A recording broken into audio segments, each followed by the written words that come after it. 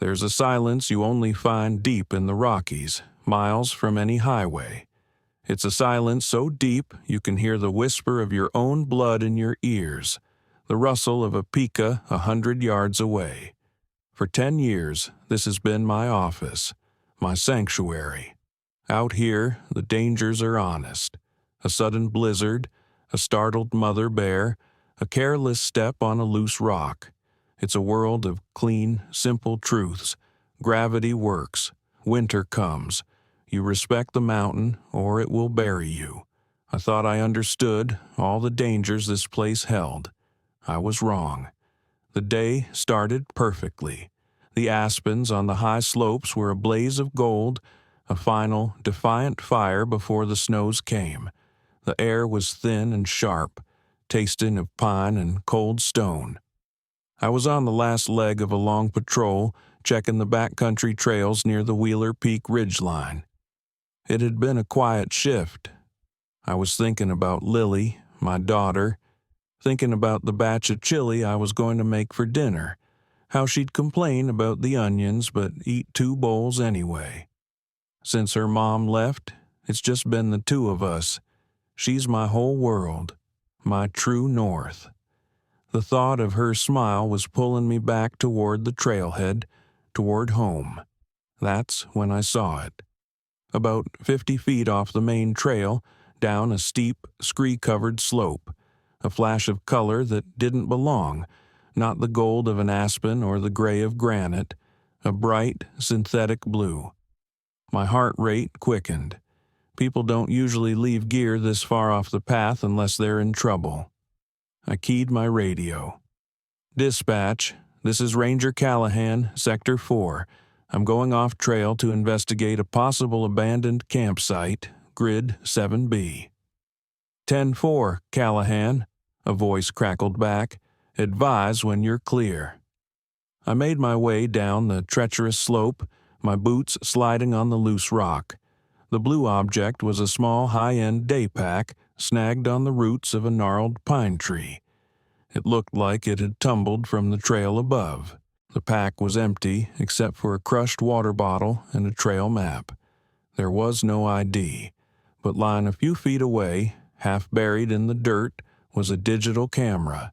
It was a nice one, a sturdy, weatherproof model. Its lens was cracked, but it looked mostly intact. This wasn't just lost property. A missing hiker report from 2 days ago flashed in my mind. A college kid from Boulder named Alex Hayes. Went for a day hike and never came back. We'd been searching the lower trails, but this was much higher, much more remote. This was probably his. This was now evidence. I carefully placed the camera in an evidence bag and logged the coordinates. The rest of the afternoon was a blur of official procedure. I met the county sheriff's SAR, search and rescue team at the trailhead. I gave my report. They started a grid search of the area where I'd found the pack. The sun was setting by the time I got back to my station, the camera heavy in my pack. My duty was to see if I could identify the owner, to see if the photos held any clues as to what happened to the kid. I sat down at my desk, the silence of the empty station pressing in on me. I took the camera from the bag. The casing was scratched and dented, but it powered on.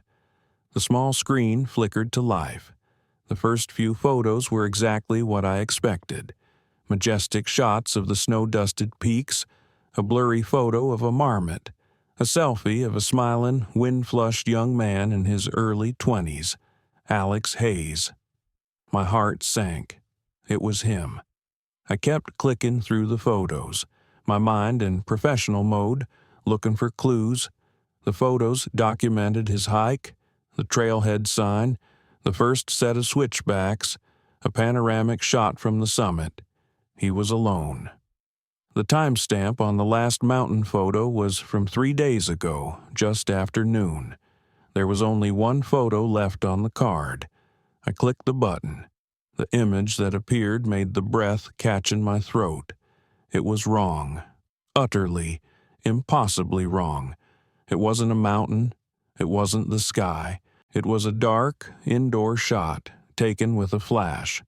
The quality was sharp, clear. It was a room, a child's bedroom. My eyes struggled to make sense of what I was seeing. The unicorn-patterned wallpaper, the small bookshelf filled with worn paperbacks, the purple lamp on the nightstand that cast a soft glow. My blood turned to ice. It was Lily's room, and there, in the center of the frame, was my daughter, my Lily, fast asleep in her bed, her face peaceful, her favorite stuffed bear clutched in her arms. It was a photo of my daughter, sleeping safely in her bed, in my house, 20 miles away from where this camera was found, and it was the last picture taken before the camera's battery died. The timestamp was from 2:14 a.m. This morning, someone had been in my house. Someone had stood over my daughter's bed while she slept, and that someone was a missing hiker who was, in all likelihood, dead somewhere on the mountain. The silence of the Rockies was no longer a comfort. It was a threat, and the danger wasn't on the mountain anymore. It had followed me home. For a long moment, the world ceased to exist outside the 4-inch screen in my hand. The forest, the mountains, my own breathing, it all faded away, replaced by that impossible, horrific image. My daughter, my Lily, in her room. My mind scrambled, trying to build a bridge of logic to this image, and failing. It was a violation of physics, of reason itself. I zoomed in, my thumb shaking. The detail was cruel. I could see the frayed ear of the stuffed bear she'd had since she was a baby. I could see the faint constellation of freckles across her nose. It was real. My ranger training, my years of methodical procedure evaporated. I was just a father, gripped by a white-hot primal terror. My first instinct was a desperate, panicked need to know she was safe right now. I fumbled for my personal cell phone. The burner was still a day away in my future plans, my fingers feeling thick and clumsy. I dialed Mrs. Gable, the retired school teacher who lives down the road, my emergency contact for when I'm on a late patrol. She answered on the second ring, her voice warm and friendly. "Tom, everything all right?"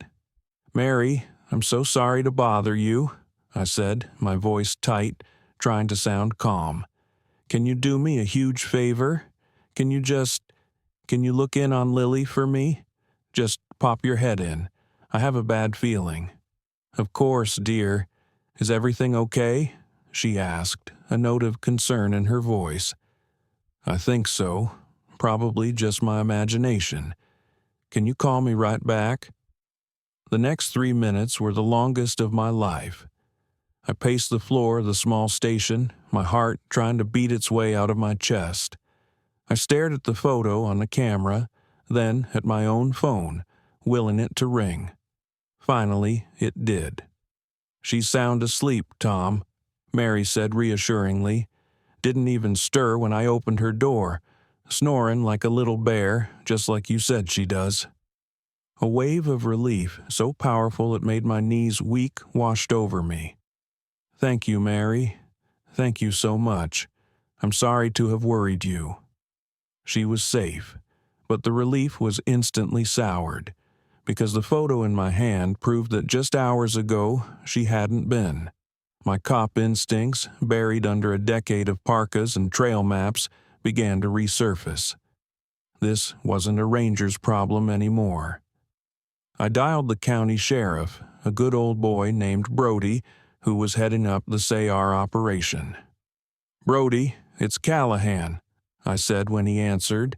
"About that camera from the missing hiker, Alex Hayes." "Yeah, Tom, what have you got? Anything to tell us where he went?" "I've got something else," I said, struggling to find the words. "Sheriff, the last photo on the camera.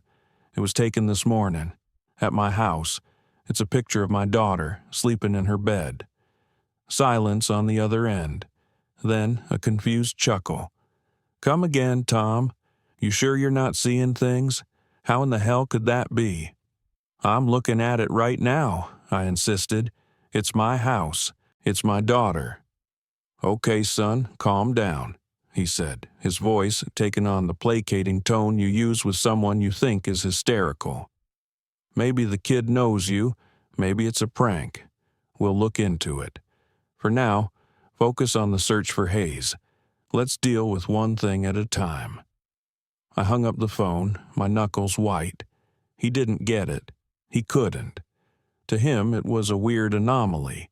To me, it was a declaration of war, and I knew who was declaring it. For 10 years, I'd been Ranger Tom, the quiet guy who knew the trails and could predict the weather. But for the 8 years before that, I was Detective Callahan, Denver PD Homicide. I left that life behind for a reason. I left it after the Los Lobos cartel case. A brutal 18-month investigation that ended with me putting half of their leadership in a federal prison. I was the star witness at the trial. They made threats then, not just against me, but against my family. It's why my wife left, why she couldn't handle the pressure. It's why I took my daughter and ran to the one place I thought they could never touch us. This quiet, forgotten mountain. I had been a fool. They hadn't forgotten. They had just been patient. I pulled out the burner phone I kept for true emergencies. My hands were steady now, the fear replaced by a cold, familiar rage. I dialed the number of my old partner, Marcus, a man I hadn't spoken to in 3 years. "You're either dead or in trouble," Marcus said, his voice unchanged. "Which is it?" "Could be both," I said. "Marcus, it's Los Lobos. They're back." I quickly explained the situation, the missing hiker, the camera, the photo.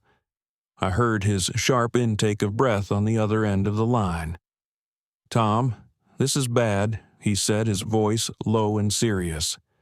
"The brothers Rojas, the 2 enforcers you put away, they were paroled 2 months ago. The feds lost track of them. The official line is they fled to Mexico. But the chatter on the street? The chatter says they're putting the old crew back together. They're tying up loose ends." I'm a loose end, I thought, and Lily is the leverage. As Marcus was talking, my eyes scanned the darkness outside my station window. The station is isolated, perched on a mountainside overlooking the valley. And as I stared into the blackness, I saw it. A tiny, faint glint of light from the opposite ridgeline, maybe a mile away. It was there for a second, then gone. It could have been an animal's eyes reflecting the moonlight. It could have been a piece of quartz, or it could have been the lens of a spotting scope. They weren't just threatening me. They weren't just planning something. They were here. They were watching me. Right now. "Marcus, I have to go," I said, my voice a strained whisper. I hung up the phone. I looked at the camera on my desk, the image of my sleeping daughter still on its screen. I looked out the window, at the vast, dark wilderness that I once thought was my shield, but which was now just a hunting ground. The mystery of the missing hiker didn't matter anymore. The only thing that mattered was the 20 miles of winding mountain road between me and my daughter, and the unknown number of men who might be waiting somewhere along it. I grabbed my keys and my sidearm.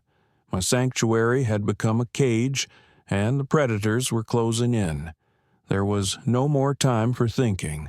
The glint on the ridgeline was a starting pistol, and the race had begun.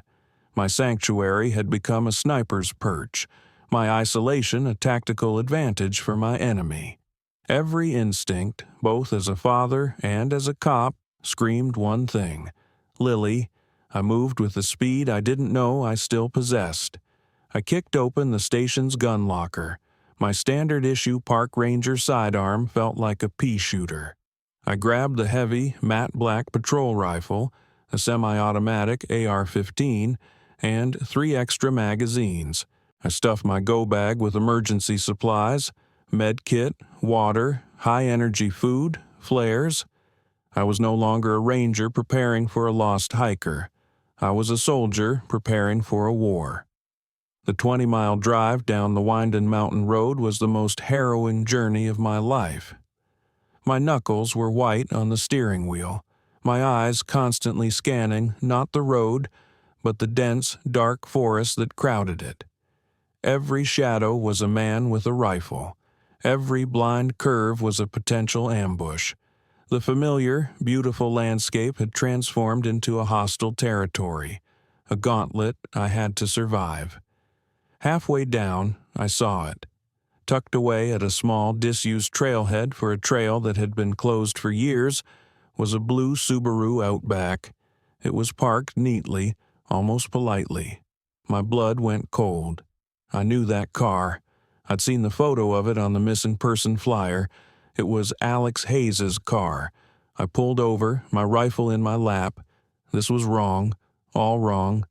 The kid's pack and camera were found 10 miles north of here on a completely different trail system. Why was his car here? I approached it cautiously. The doors were unlocked. The inside was clean. Too clean. There was no hiker's clutter, no empty water bottles, no discarded trail mix wrappers. It was like a rental car that had just been detailed, wiped clean. It was a message, a cold, professional statement from the Los Lobos. We have the boy. We control the board. We are everywhere. The missing hiker wasn't a random piece of the puzzle. He was the opening move in their game, a pawn used to deliver the message on the camera. I got back in my truck and drove, my foot pressing the accelerator to the floor. The sterile, clean car was more terrifying than a bloody crime scene. It spoke of a silent, efficient evil. I didn't drive up to my house. I parked a quarter-mile down the road and cut through the woods, moving from tree to tree, my rifle held at the ready. The house was dark, quiet, just as it should be. From the edge of the tree line, I watched it for a full 10 minutes, looking for any sign of movement, any car that didn't belong. Nothing. I slipped in through the back door, my feet silent on the floorboards. The house was still, smelling of the chili I never got to make. I cleared every room, moving with the forgotten muscle memory of a cop making a dynamic entry. The living room, the kitchen, my room, all empty. Finally, I stood before her door. I pushed it open a crack, and there she was, safe. My Lily curled up, her breathing soft and even. The relief was a physical blow, almost knocking me to my knees. I stood there for a long moment, just watching her, a fierce, desperate love warring with the cold terror in my gut. I had to get her out of here. But first, I had to know. I had to see the crime scene for myself. I crept into her room. The air was cool and still. The unicorn lamp was off. The room was exactly as it should be, except for one thing. On the floor, next to her bed, right where the photographer must have stood, was a small object that did not belong. It wasn't a footprint. It wasn't a shell casing. It was a small, intricately carved wooden wolf, no bigger than my thumb. Its head was tilted up in a silent howl. I recognized it instantly. It was the calling card of the Rojas brothers, their personal signature. In the old days, they'd leave one on the bodies of their victims. A message of dominance, a brand. They hadn't just been in my house, they had left a token, a promise. They had stood inches from my daughter, and they had left a warning for me. We can get to her whenever we want. I picked up the small wooden wolf, its surface smooth against my trembling fingers. My home was gone. My sanctuary was a cage. There was nowhere to run, nowhere to hide. I went back to Lily's bed and gently shook her shoulder. "Honey," I whispered, my voice thick with an emotion I couldn't name. "Wake up, sleepyhead. We're going on an adventure, a special camping trip, just you and me. We have to leave right now." Her sleepy, confused eyes looked up at me, and I forced a smile onto my face, a lie to shield her from the monster that was now howling at our door. Lily's sleepy confusion was a knife in my gut. "Daddy, is it morning? Why am I getting dressed?" "It's a surprise, sweetie," I lied, my voice a low, steady murmur as I helped her into her hiking boots. My hands were on autopilot, packing her small backpack. Her favorite stuffed bear, a worn-out copy of The Hobbit, a change of clothes. "We're going on a special camping trip, a night hike. You always wanted to do one." "But what about school?" "I'll call them in the morning. This is more important," I said, forcing a cheerful tone that felt like swallowing glass. Every second we spent in this house was a second they could be closing the net. I could feel their eyes on us, could feel the weight of the carved wolf in my pocket. We didn't leave through the door. I slid open the window in her bedroom, the one the photographer had likely used, and slipped out into the cold night air. I helped her through, whispering, "We have to be really quiet, Lily. It's part of the game. We're spies." She giggled softly, a sound that both warmed and broke my heart. She thought it was an adventure. To me, it was a retreat, a full-blown, desperate flight into the only territory where I still held the advantage, the wilderness. I didn't take the road. I didn't go for my truck. I hoisted Lily onto my shoulders, grabbed our 2 go bags and my rifle, and melted into the deep woods behind my house. For the next 2 hours, I was no longer a man. I was a ghost, moving through the darkness with a certainty born of a decade spent memorizing every trail, every creek, every game path in this forest.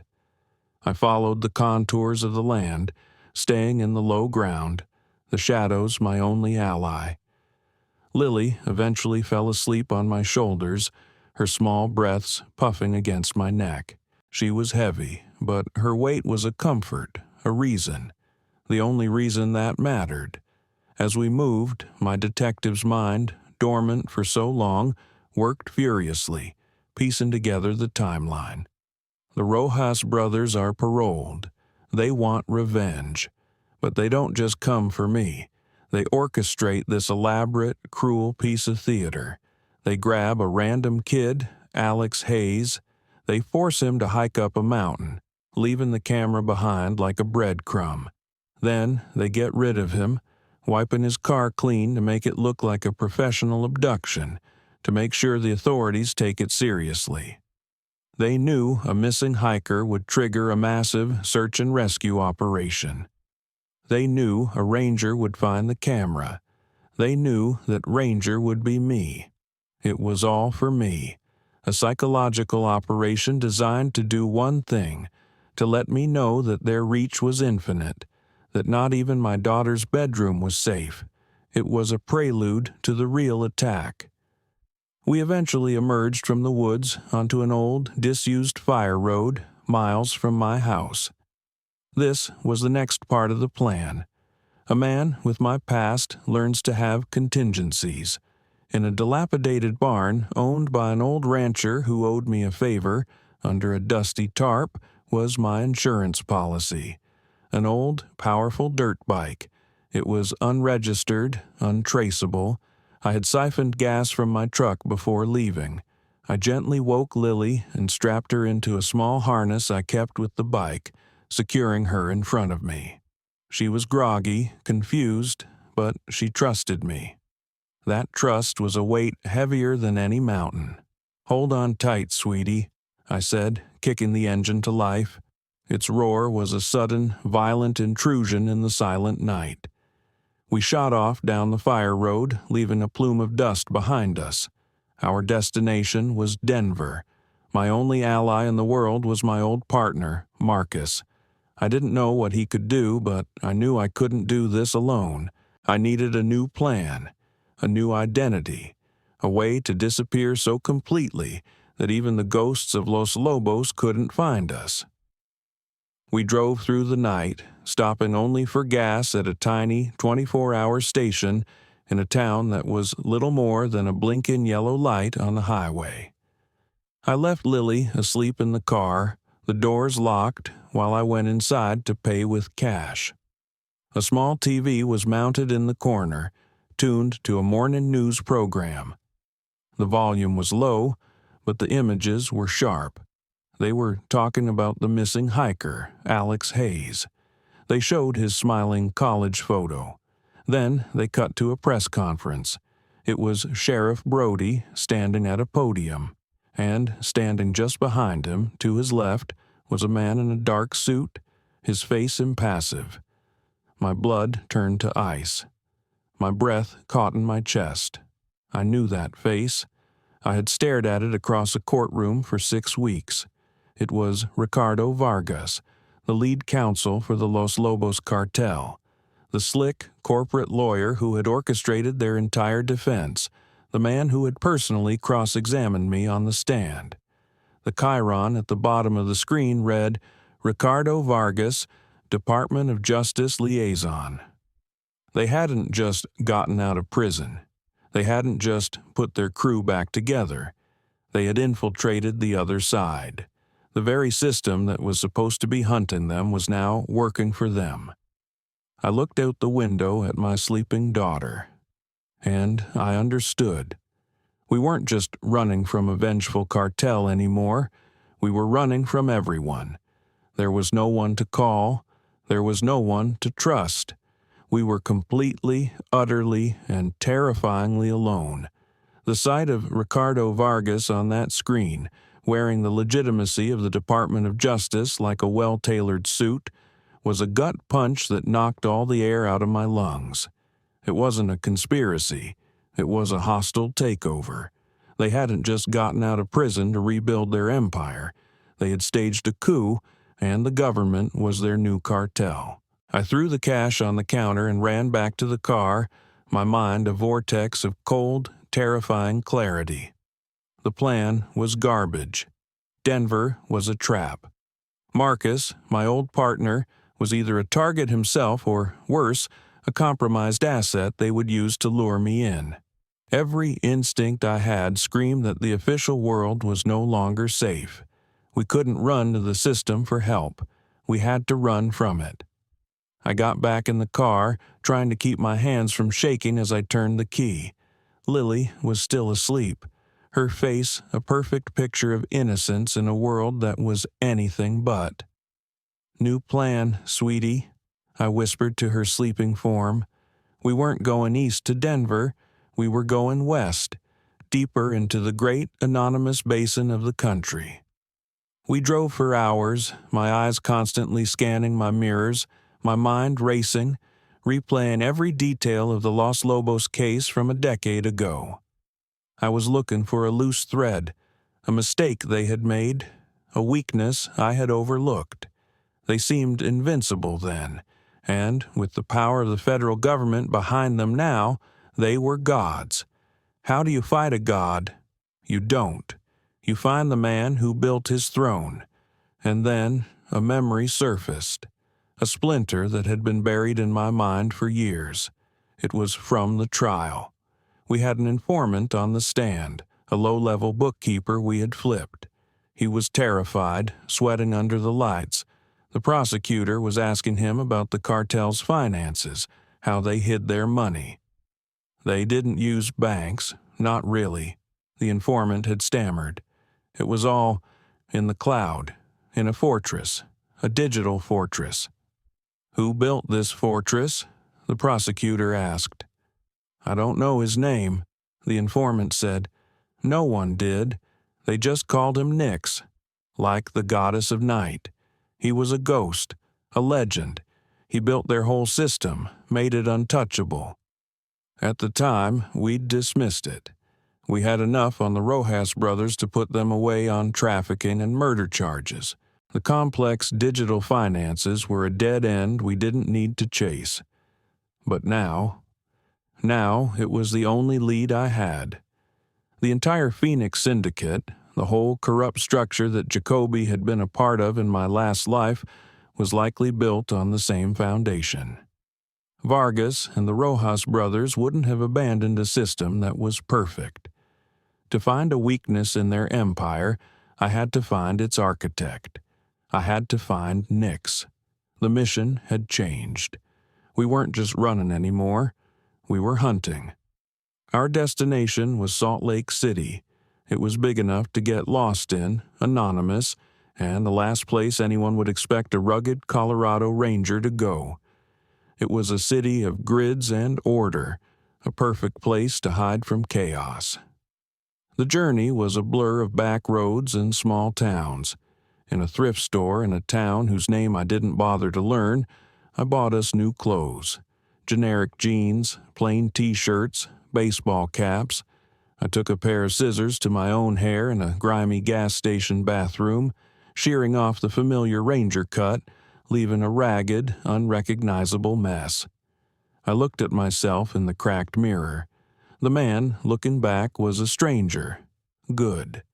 The hardest part was explaining it to Lily. I bought her a new stuffed animal, a floppy-eared dog, telling her her old bear had to stay home and guard the house. I taught her our new names. I was David, she was Anna. I told her we were playing a new game called the Quiet Game, and the goal was to not talk to anyone about where we were from. She was a child. She adapted with a simple, heartbreaking trust that made my task feel both noble and monstrous.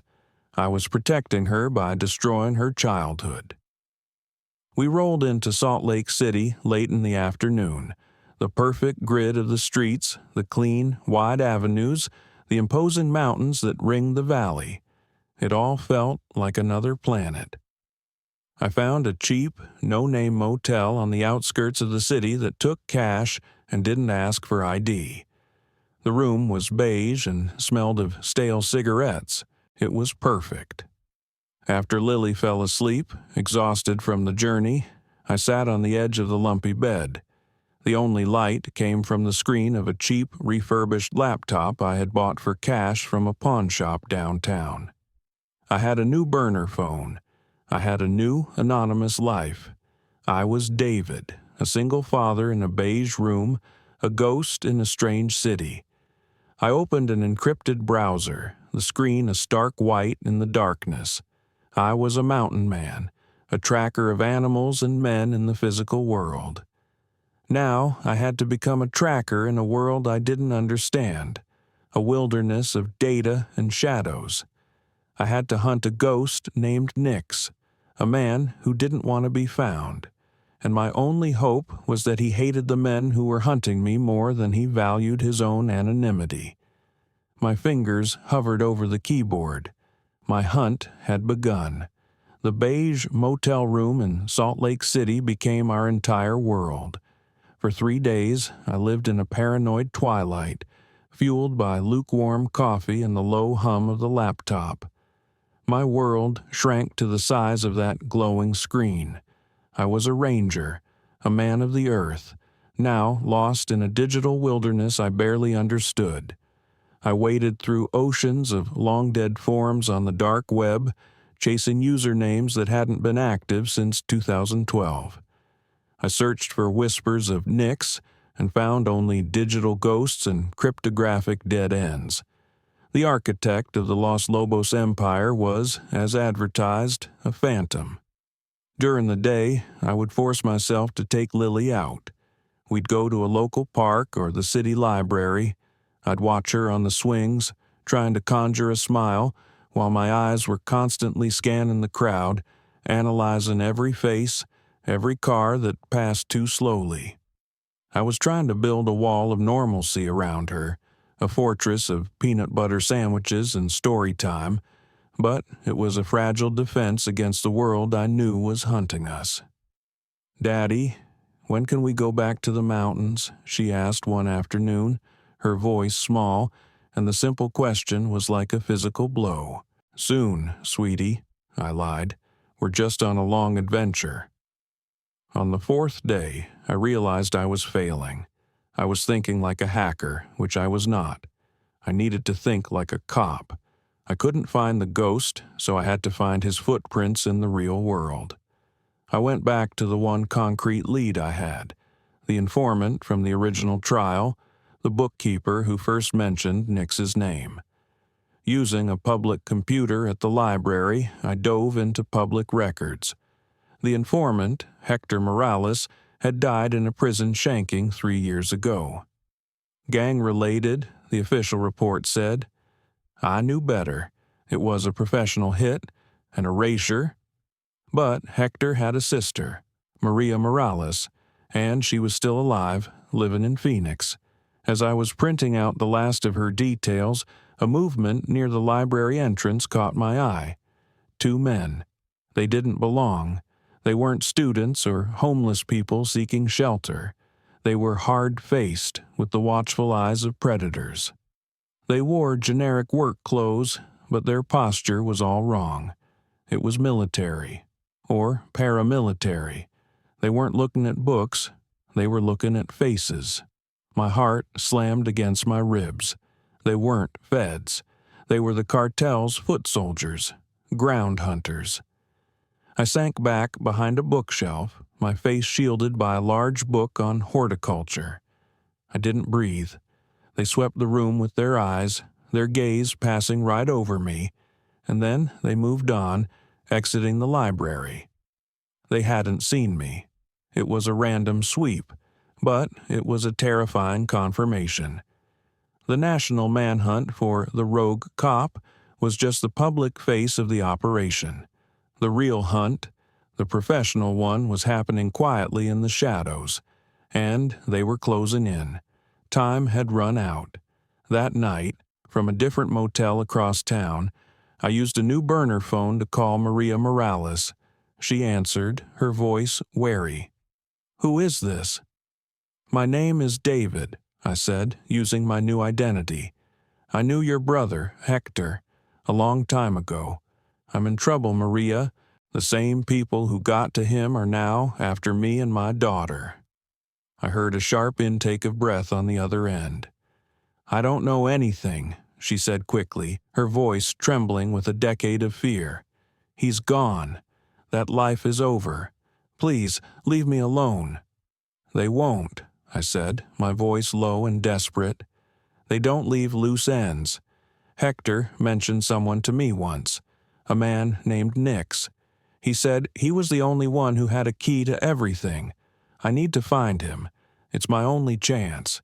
It's the only way to make sure what happened to Hector doesn't happen to anyone else." I let the silence hang there. I was asking her to step back into the nightmare that had likely destroyed her family. "He told me someone might call one day," she finally whispered, her voice cracking. "He said he left me something, an insurance policy. He called it a key to the night." My heart pounded. This was it. "I can't meet you," she said, her voice firming with resolve. "I won't, but I'll help you. My brother deserves that much. There's a bus station in Cheyenne, Wyoming. It's halfway between us. There's a storage locker there, number 217. She gave me the 6-digit combination. "There's a package inside. It's everything he left me. After you take it, you never contact me again. We never spoke. Do you understand?" "I understand," I said. "Thank you, Maria." I hung up the phone. Cheyenne, Wyoming, locker 217, a key to the night. The digital hunt was over. A physical chase was about to begin. I looked over at Lily, asleep on the motel bed, her face peaceful in the dim light. I had a destination. I had a glimmer of hope. But I also knew, with a chilling certainty, that the hunters were right behind us, and the road to Cheyenne was the most dangerous place in the world. The road to Cheyenne was a long, straight, hypnotic line drawn across a sea of sagebrush and empty sky. Wyoming was a different kind of wilderness, vast, open, and offering nowhere to hide. Every mile we covered in our rattling, anonymous station wagon felt like a mile deeper into enemy territory. Before we even left Salt Lake, I'd stolen a pair of dusty license plates from a junker in an industrial park, my hands moving with a criminal efficiency that disgusted me. The man I used to be was a fading photograph. The man I was now was whatever it took to keep my daughter safe. We drove east, sticking to the 2-lane state highways, a ghost floating through the forgotten towns of the heartland.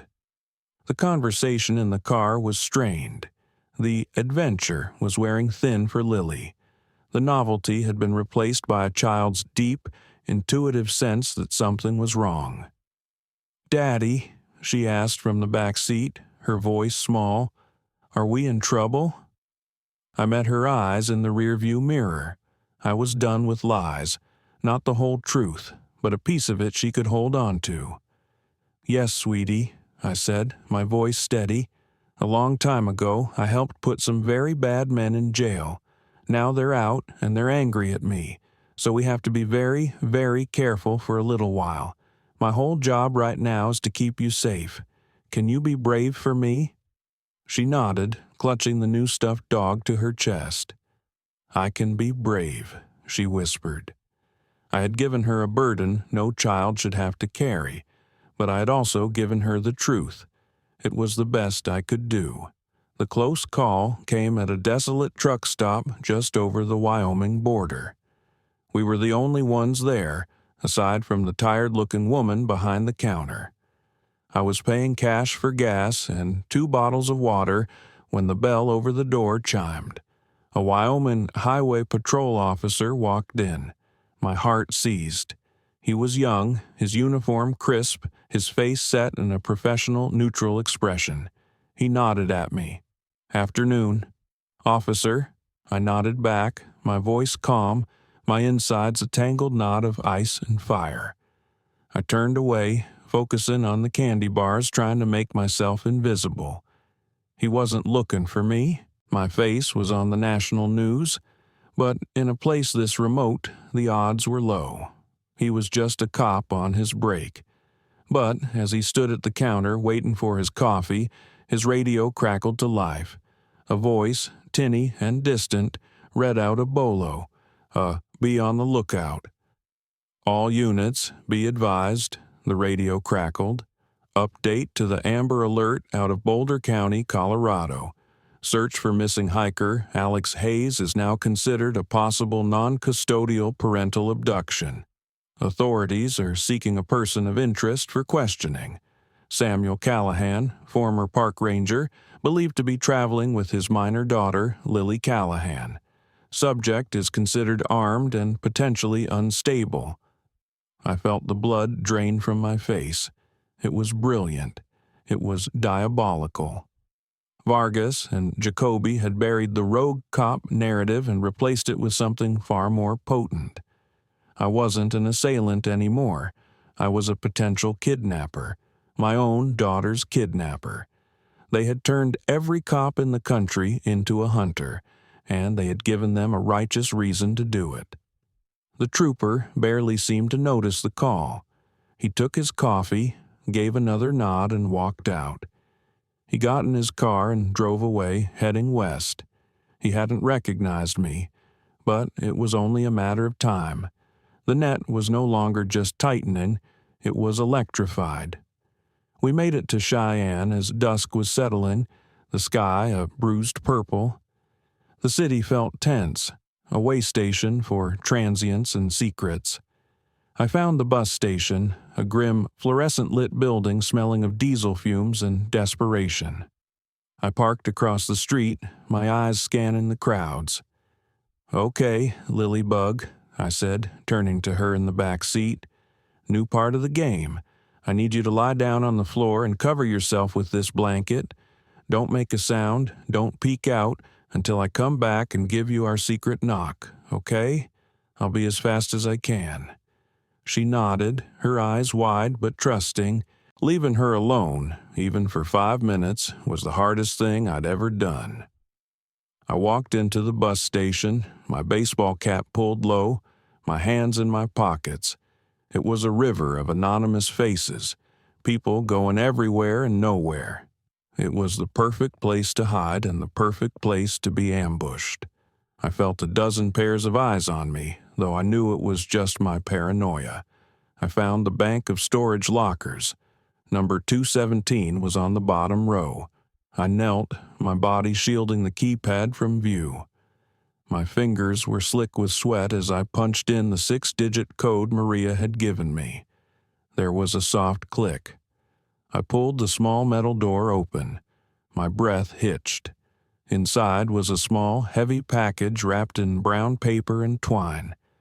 I grabbed it, shoved it inside my jacket, and walked out of the station without looking back, my heart pounding a frantic rhythm against the hard object I now held.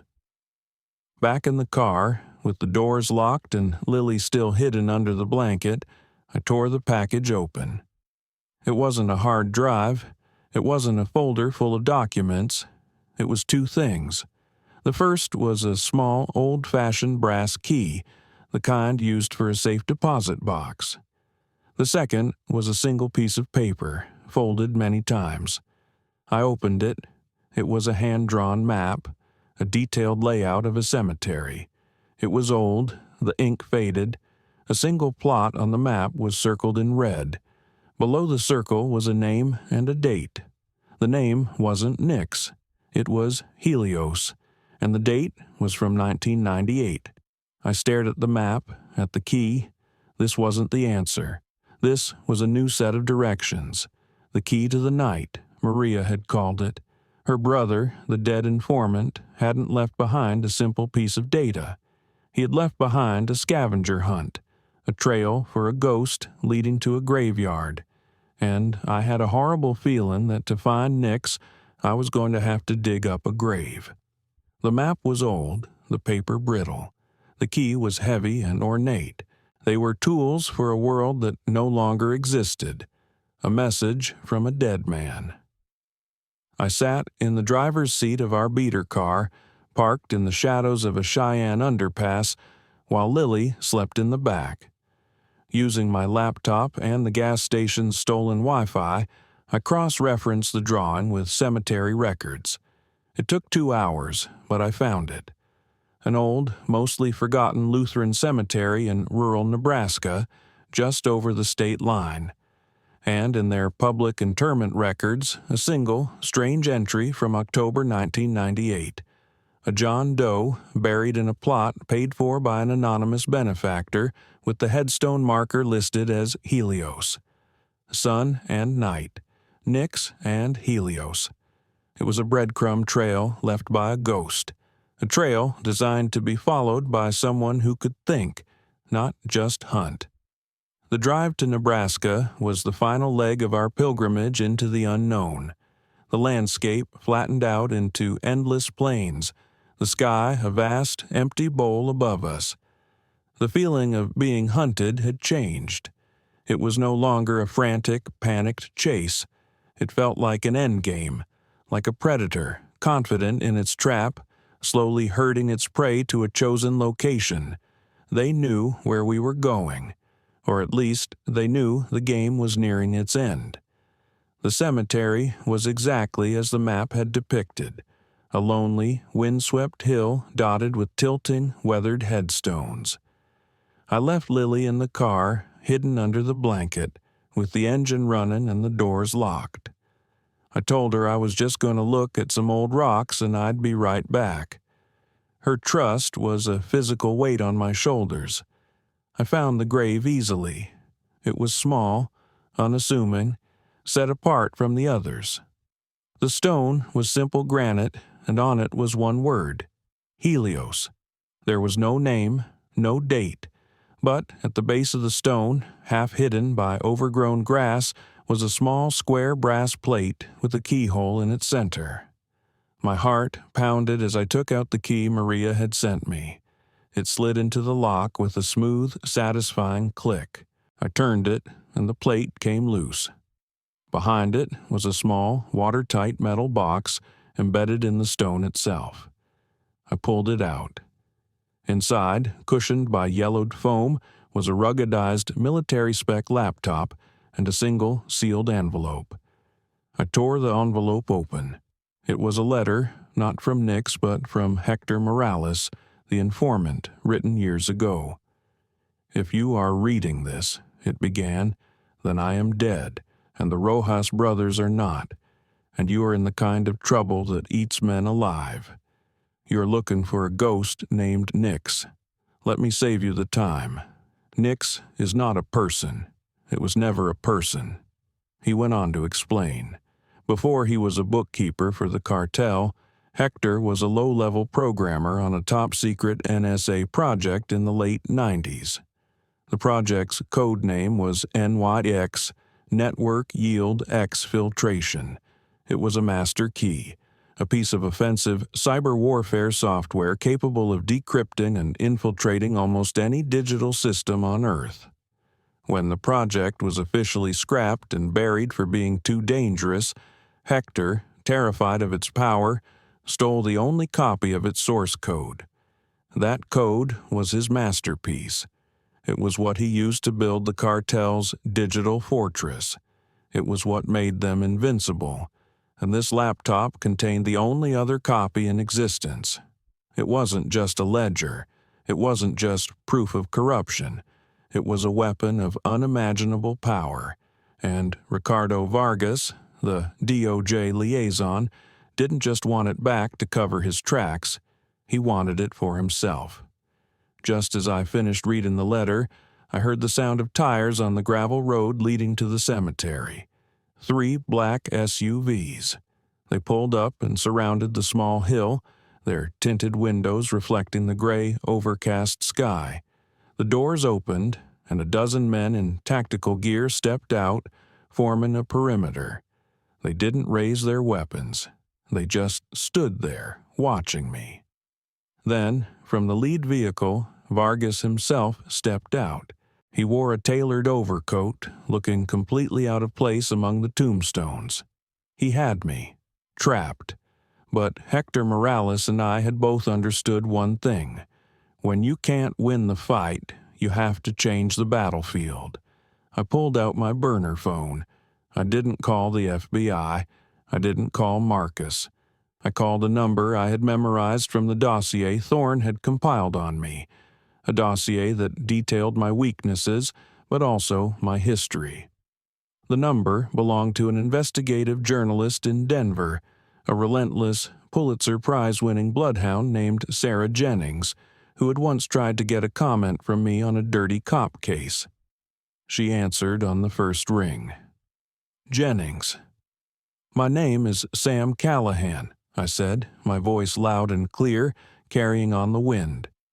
Vargas took a step forward, his face darkening. "I'm a ranger from Colorado, currently in the Evergreen Cemetery in Kimball, Nebraska. I'm surrounded by armed men led by a Department of Justice official named Ricardo Vargas. I have in my possession a laptop containing a stolen NSA cyber weapon, codenamed NYX, and proof that Vargas is using it in partnership with the Los Lobos drug cartel. I am sending you the full contents of a letter from a deceased federal informant detailing this. If anything happens to me or my daughter, who is nearby, I have arranged for the source code itself to be uploaded to every major news outlet on the planet. You have 30 seconds to start recording." I saw Vargas stop dead. He pulled out his phone, his face a mask of pure fury. I had created a Mexican standoff, but my gun wasn't my Glock. It was the truth. The rest is history. Not the kind they write books about, but the kind that gets buried in sealed federal court records. The arrival of the real FBI was swift and overwhelming. Vargas and his men surrendered without a fight. Their digital empire, built on a ghost's foundation, crumbled to dust. In exchange for the NYX laptop and my testimony, I was given the one thing I wanted: an erasure, a new life. A year later, the sun is warm on my face. The air smells of salt and freedom. From the porch of a small white house, I watch a little girl with a familiar smile chasing the waves on a beach, whose name I've already learned to call home. She doesn't remember the fear, the running, She just remembers a long, strange adventure with her father. I am no longer Ranger Tom Callahan. That man died in a cemetery in Nebraska. But for the first time in a very long time, I am at peace. I am just a father, and my daughter is safe. In the end, that's the only truth that ever really mattered.